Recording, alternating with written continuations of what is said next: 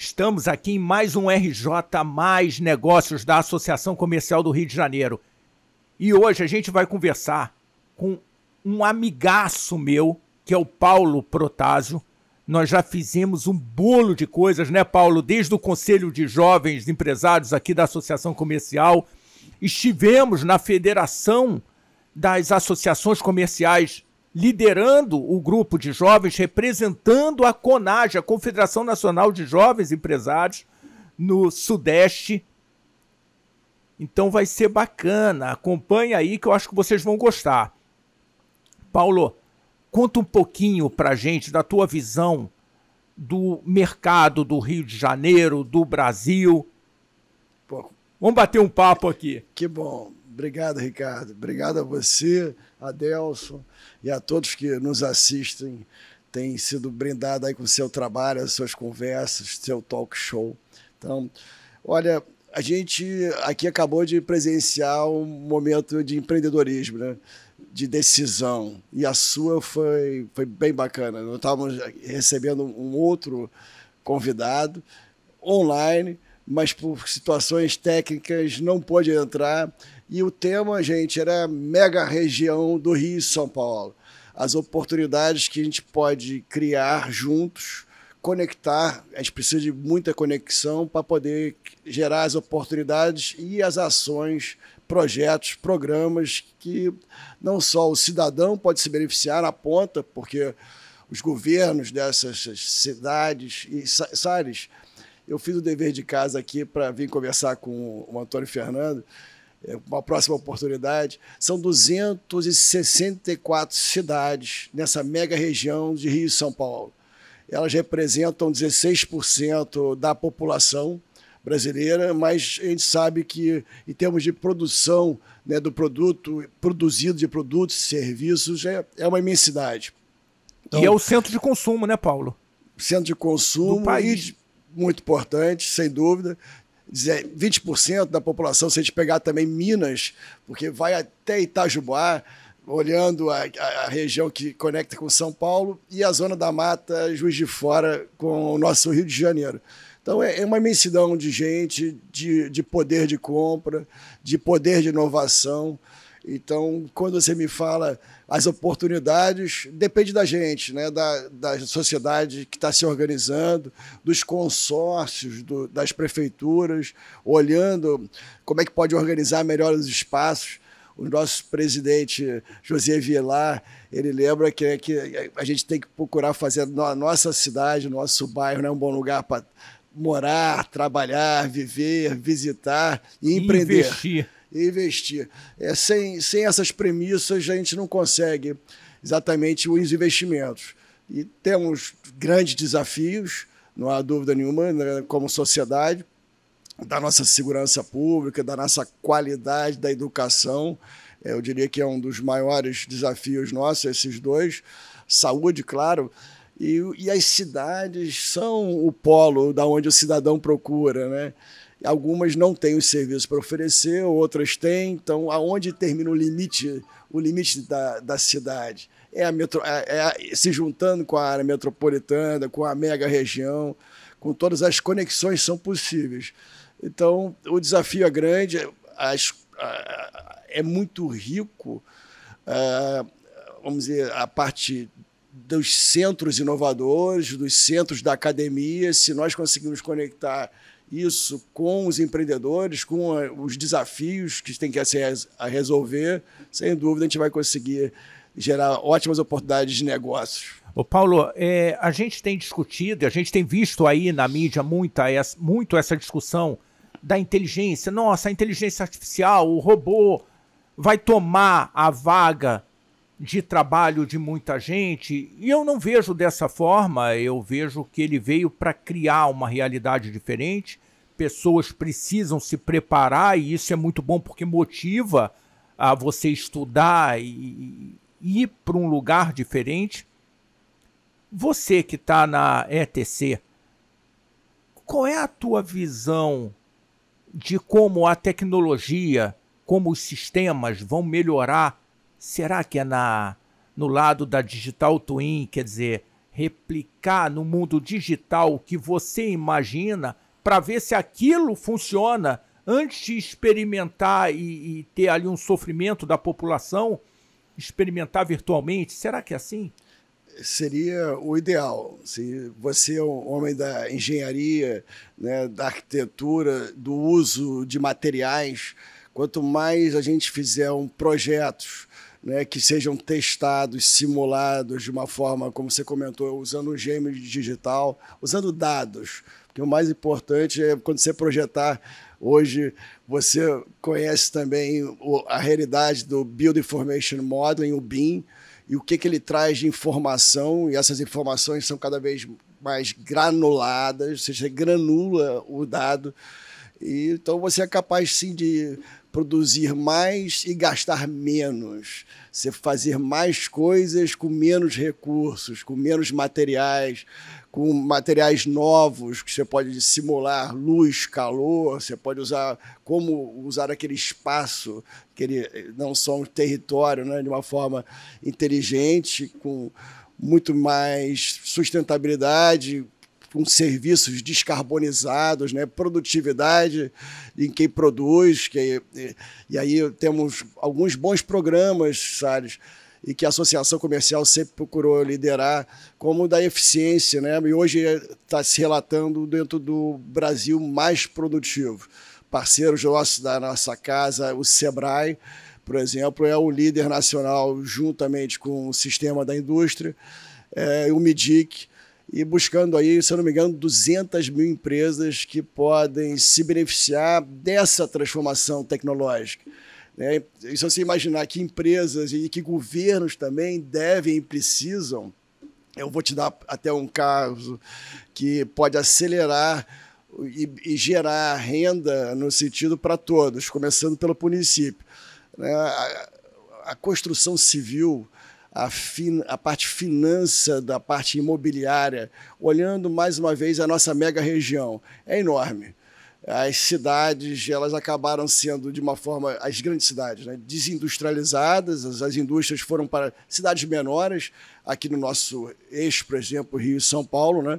São Paulo bastante, e os centros das cidades, eles, vamos dizer assim, eles ficaram envelhecidos, né? A gente está aqui no nosso centro, a Associação Comercial e o nosso presidente e toda a diretoria está empenhada em revitalizar o centro, se conectar exatamente com o mundo, e através do porto, através do Aerotrópolis, que é um projeto importante também aqui para a gente usar o nosso galeão para não só usar como logística, mas também de produção. E o projeto lá da Aerotrópolis já começou no galeão. Poxa, é uma coisa muito bacana, a gente vai conversar sobre isso. Excelente, excelente.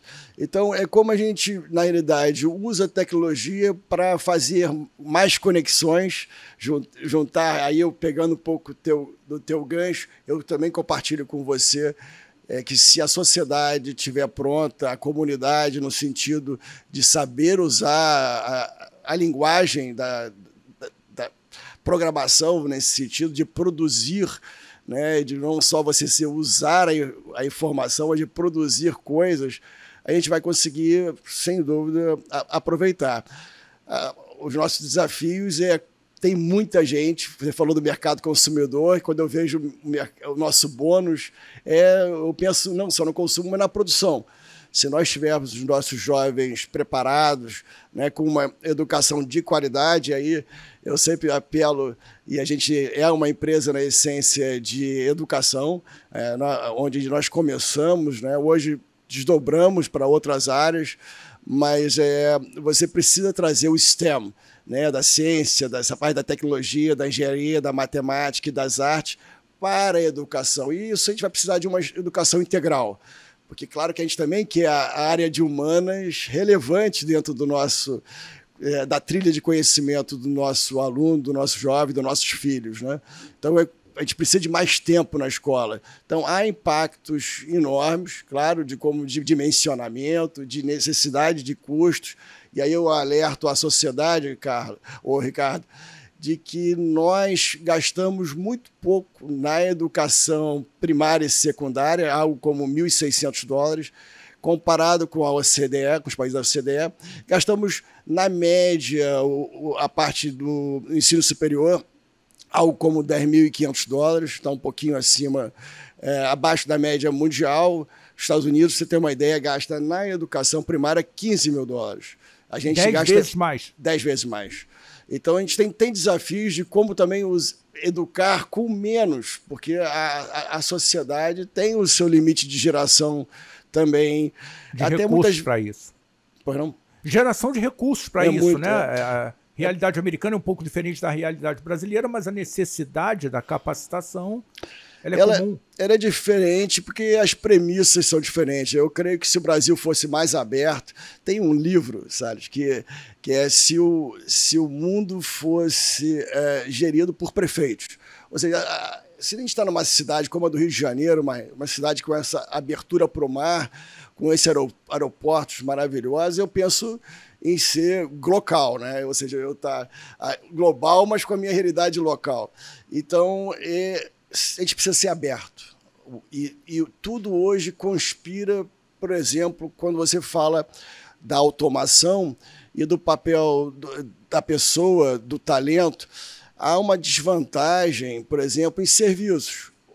Para eu participar hoje de uma cadeia global de produção, se eu conseguir vender a meia hora, e o ideal é o Brasil, né, você ser o líder dessa produção. Quando eu sou líder de uma produção, eu preciso contratar de outros países.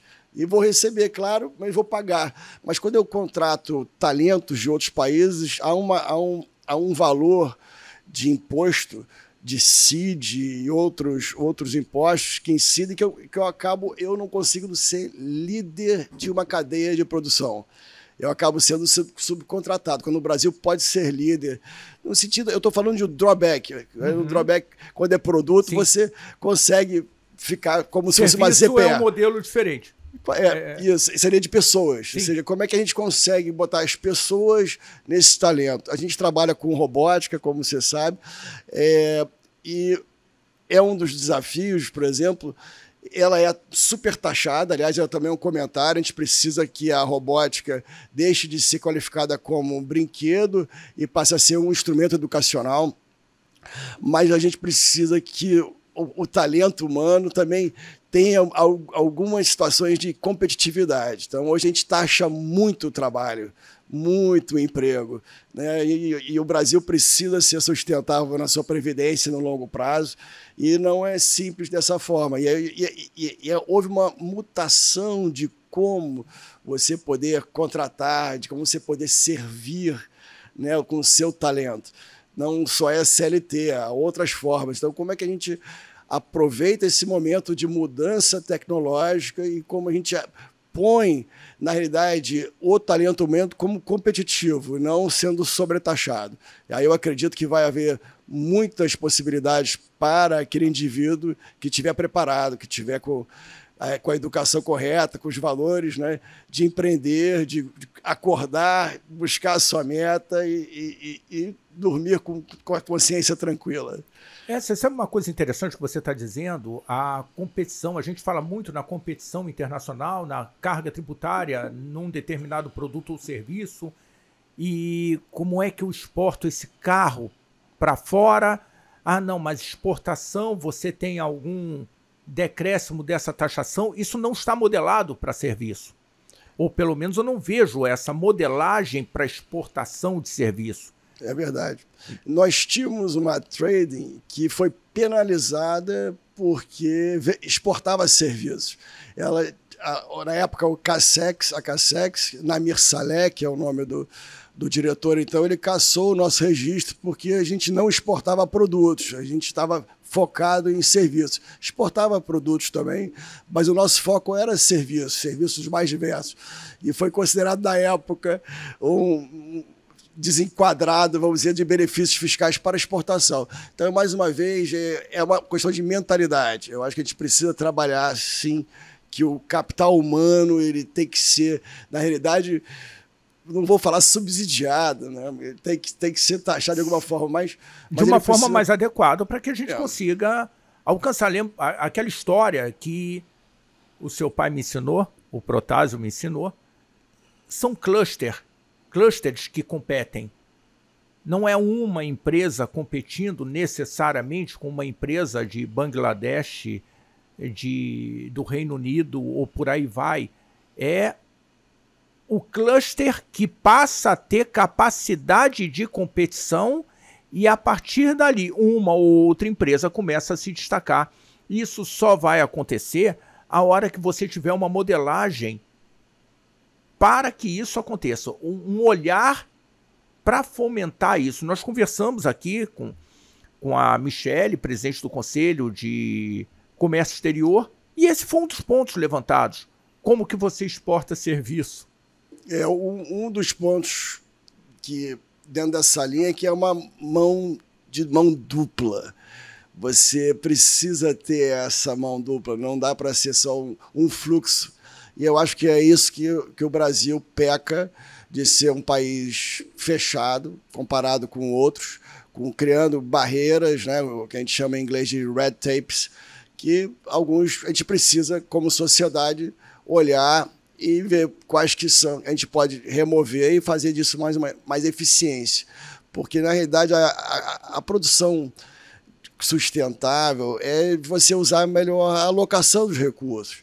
Se você tem barreiras de você estar alocando de alguma forma, você vai acabar alocando em outros lugares. São decisões bem pragmáticas.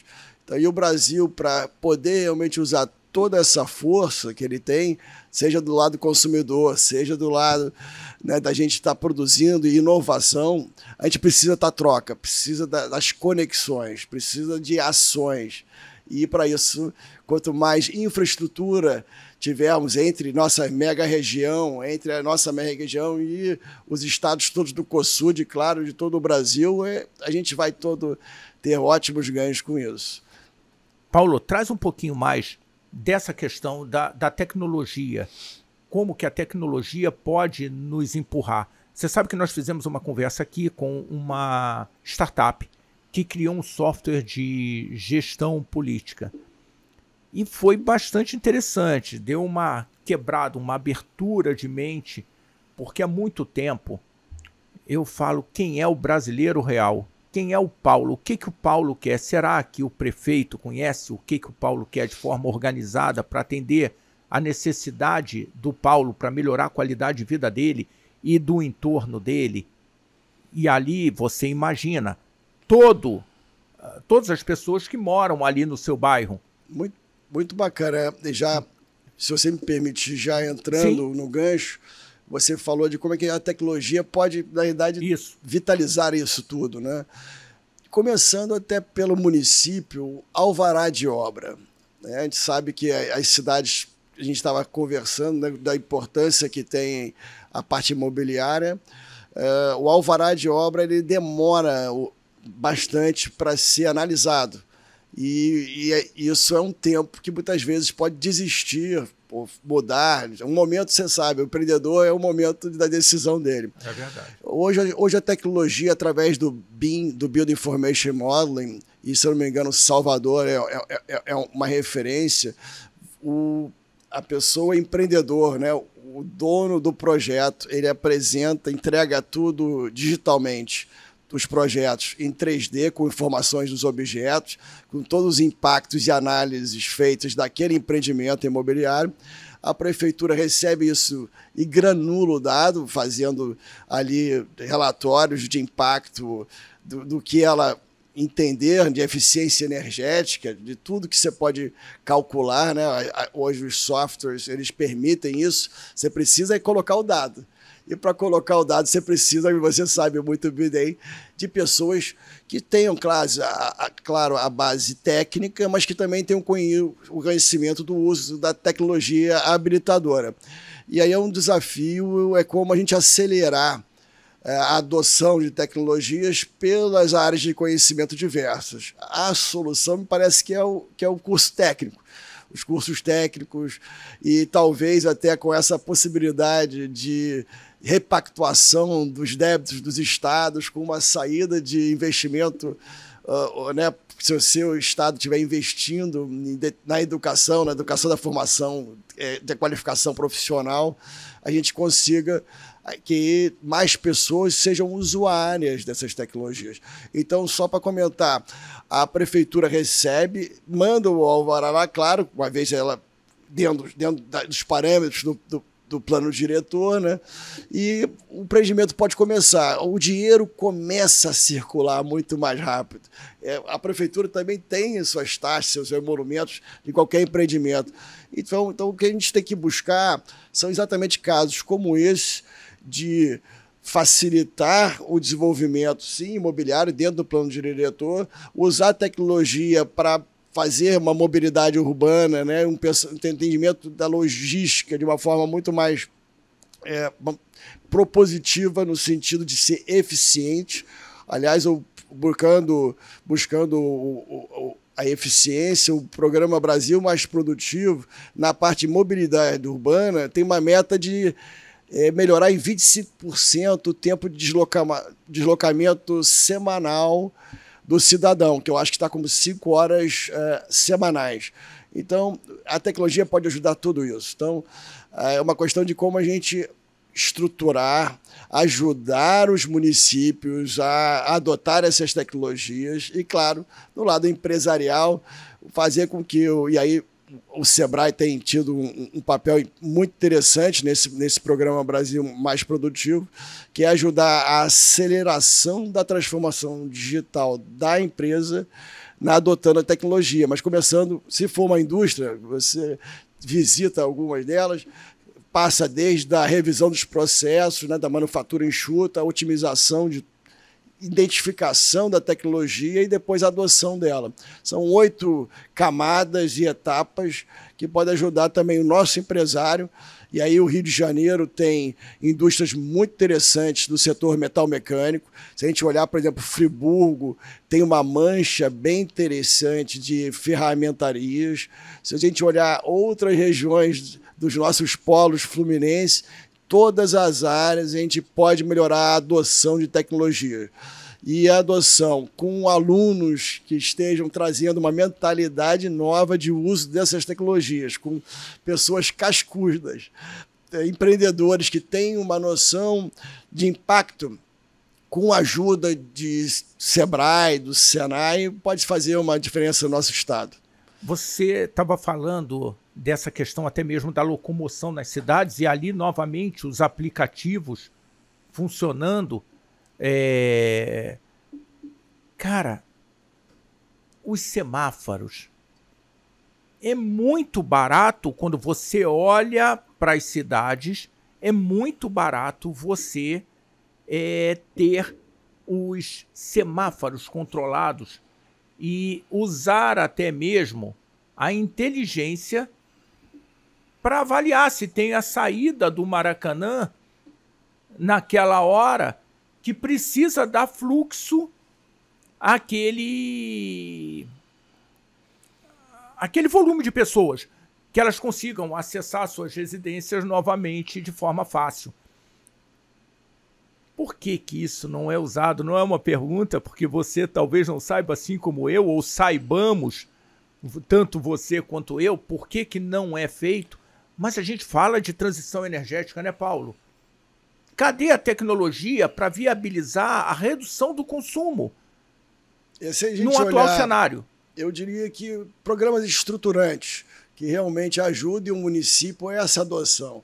O BIM, a gente trabalha há mais de 12 anos o conceito no Brasil. Agora a gente está vendo já projetos ligados a financiamentos que exigem o BIM, porque faz todo sentido. Eu, por exemplo, se sou um segurador de performance de uma construção, eu gostaria de sim, ter certeza de que aquele projeto está bem feito. Então, me parece, e hoje a tecnologia permite isso. Então, haverão hoje na sociedade gatilhos que vão exigir a adoção de tecnologia. No caso de informação, você comentou do semáforo, é um dado, né, que está sendo captado. São sensores que você pode distribuir em toda a área de serviço e produção. Então, não independe de qual, vamos dizer, determinada função. Então, a gente usar esses dados antes deles serem perdidos Uma vez me falaram que dado é que nem o rio, passa uma vez só. Depois que passou, você não captura mais. Então, a gente tendo essa capacidade e as tecnologias estão disponíveis, né, a gente vai poder fazer um ótimo uso, sim. São decisões além da política, eu acho que são de programas, e aí eu acho que é um papel que o Estado, a federação, né, no caso o governo federal, pode olhar isso, por exemplo, construir Minha Casa Minha Vida. Como é que a gente consegue fazer construções mais sustentáveis, que tenham todas as autorizações no fim da obra? Hoje você não tem... muitas das construções, elas não têm um habite no final por alguma razão, um erro de projeto, enfim. Então, mais uma vez, a tecnologia pode ajudar muito. Muitos dos nossos desafios. Ô Paulo, você sabe uma coisa? A gente às vezes fica discutindo a quantidade de dinheiro que vem para um estado, o que o governo federal devolve em produtos, em serviços, em estrutura, infraestrutura nas cidades, né? A cada R$100 que o Rio de Janeiro envia para o governo federal, 16 voltam para o Rio de Janeiro. E tem estados que a cada 100 voltam mais de R$400. Mas eu acho que o buraco é muito mais embaixo do que o volume de dinheiro, é o que é feito com esse dinheiro. Como que nós estamos pensando essas cidades de uma forma estruturada, como você está falando, como que nós estamos pensando a mobilidade no Estado, né? O Pacto Federativo, ele precisa ser revisitado. Eu tinha esperança que antes dessa reforma tributária haveria a reforma administrativa dos entes federativos, né? Cada um com os seus papéis.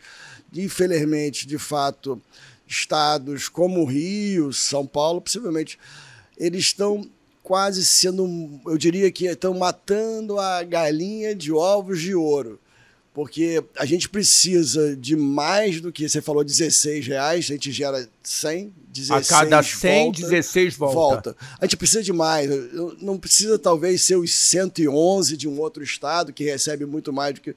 Mas eu diria que a gente precisa de 30, 35, porque a gente tem uma população enorme, carente, que precisa de uma educação que a gente largue todo mundo junto. Porque uma sociedade igualitária é aquela que todo mundo tem a oportunidade da largada.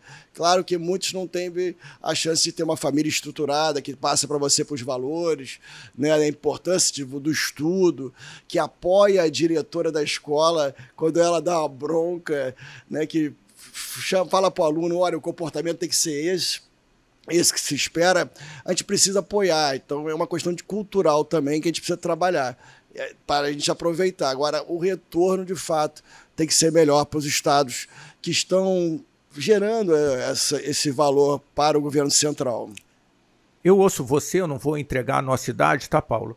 Mas eu ouço você, a primeira vez que você falou isso para mim, a gente estava numa reunião lá do Conselho de Jovens Empresários, e você falou há uns 20 anos de reforma administrativa. Eu falei, caramba, eu preciso entender melhor o que o Paulo está falando para concordar ou discordar. E ali, na hora que eu comecei a entender, eu falei, Paulo, vamos em frente, porque é esse o modelo. Como que nós devemos atuar para ter resultados diferentes do que a gente tem? Você está falando, eu esperava que fosse assim, desse jeito, e foi de outro. Como sem reforma administrativa? Qual é o ponto? Como nós devemos atuar? Eu vejo que muitas vezes, Paulo, nós não temos a pauta do que a gente quer de forma organizada.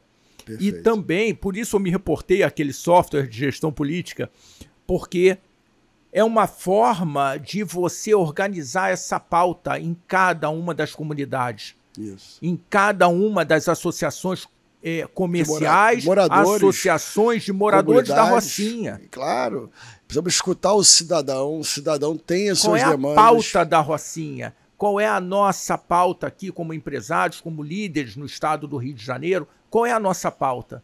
Será que nós temos ela de forma clara? Como que nós precisamos trabalhar para ter resultados diferentes? Olha, atuar.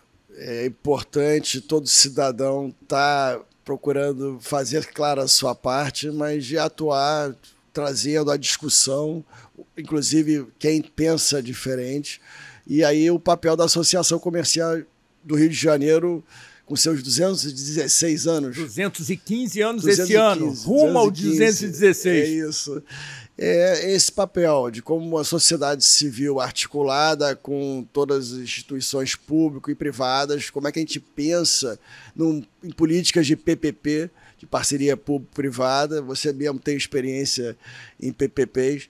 Então a gente tem que ter esse olhar, mas há uma necessidade de mudança cultural, da gente também entender a importância da educação para o seu jovem, no sentido de pai de família, mãe de família, mãe. Então, isso é fundamental. Então, como a gente vai fazer isso? Também elegendo bons representantes, né? Paulo, eu costumo dizer que a gente tem que parar de eleger o amigo do bairro. Ele pode ser um cara muito bacana para você tomar cerveja, para você bater papo, contar piada, tomar um café. Mas será que ele vai ter capacidade de realizar aquilo que você precisa? Eu acredito no voto distrital, misto, como, por exemplo, uma nova forma da gente ver também de como executar política, porque você que é não um amigo, talvez, que esteja só no boteco, mas aquele amigo atuante, que vê o problema que tem para a pessoa terceira idade, que está andando na calçada e passa uma bicicleta numa velocidade acima do que deveria. Acima da aceitável, né? Mais do que a que é permitida, acima da que seria aceitável.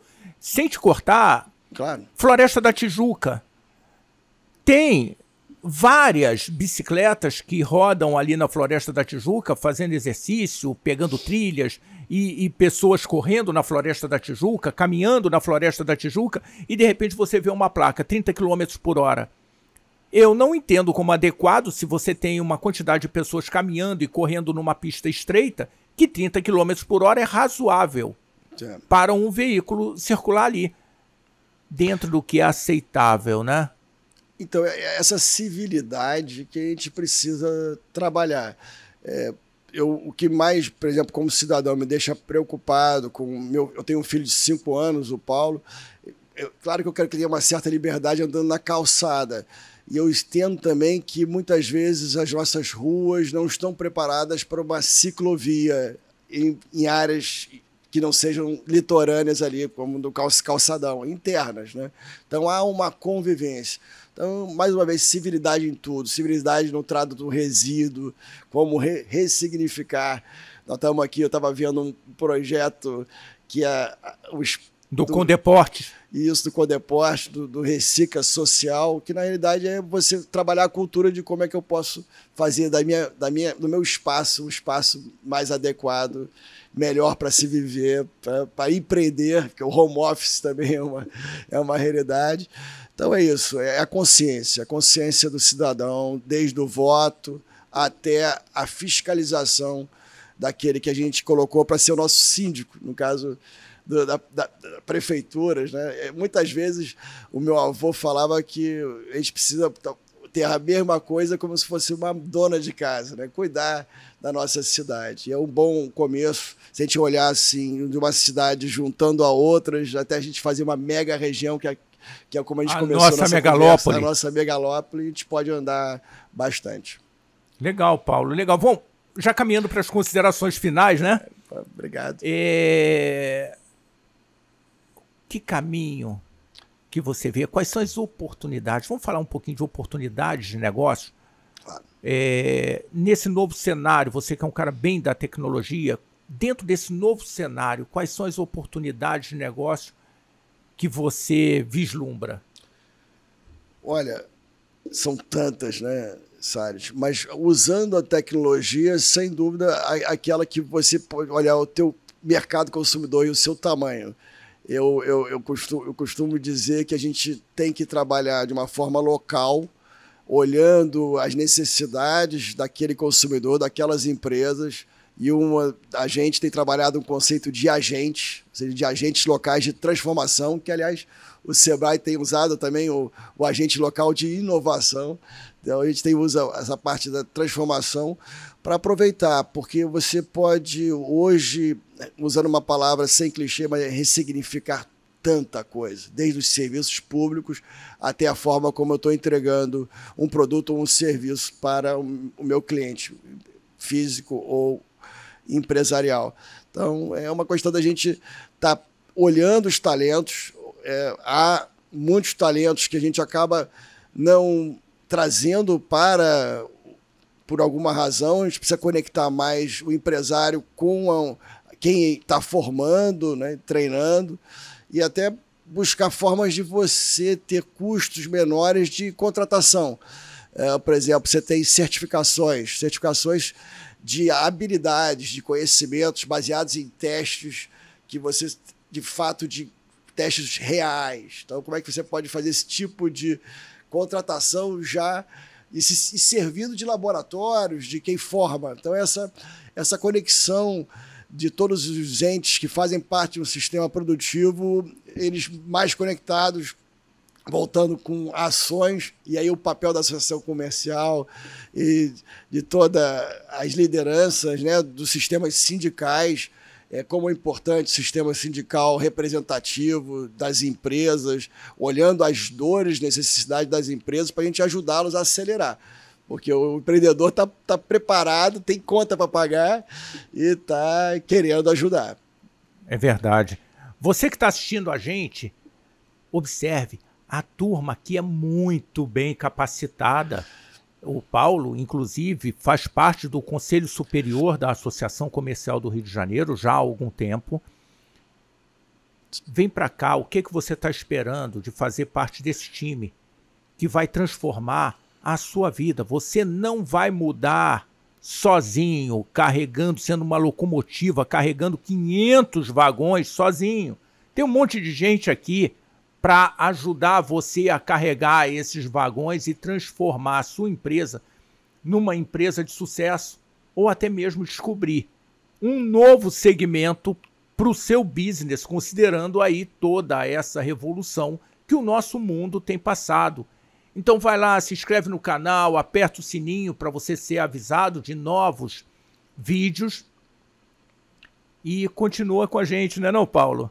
Poxa, isso é importantíssimo, a gente estar conectado. E aí a gente vai conseguir transformar e fazer a diferença. Vambora, fica com a gente.